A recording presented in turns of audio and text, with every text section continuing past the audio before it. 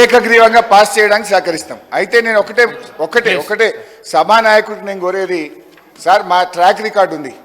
గడ్డిపోచల్లాగా మా నాయకుడు చెప్తే 2 సార్లు ఎమ్మెల్యే పదవికి రాజీనామా చేసిన చరిత్ర నాది, మంత్రి పదవికి రాజీనామా చేసిన చరిత్ర నాది.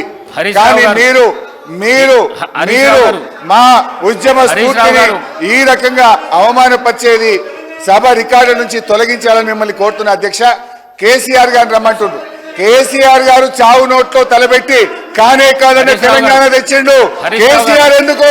నువ్వు చేయి, నీకు 1000 మందిని మేము రక్షణ కవచంగా ఉంటాం, మేమందరం ఎమ్మెల్యేలు వచ్చి నీ చుట్టూ ఉంటాం, నువ్వు మీ కేబినెట్ దీక్ష చేయండి.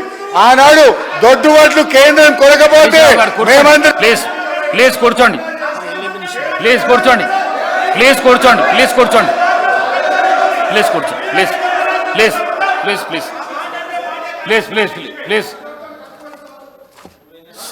సభానాయకుడు చెప్పిన దాంట్లో తప్పేమీ లేదు.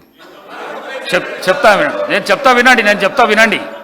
సభానాయకుడు ప్రతిపక్ష నాయకుడిని రమ్మంటున్నాడు, అది నాకు కూడా చాలా మంచిది.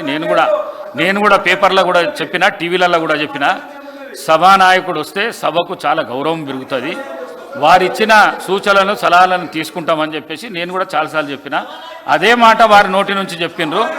మీ సభానాయకుడు లేనప్పుడు మీకు అవకాశం ఇవ్వమంటే ఇచ్చిన, మీరు రాజకీయాలకు పోకుండా సూటిగా సమాధానం చెప్పండి, అయిపోయింది. ఇక మీరు కూర్చోండి, మీరు కూర్చోండి. హరీష్ రావు గారు కూర్చోండి, మీరు కూర్చోండి. హరీష్ రావు గారు ప్లీజ్ ప్లీజ్ ప్లీజ్, మీరు అడిగితే నేను ఇచ్చిన. సాంబశివరావు గారు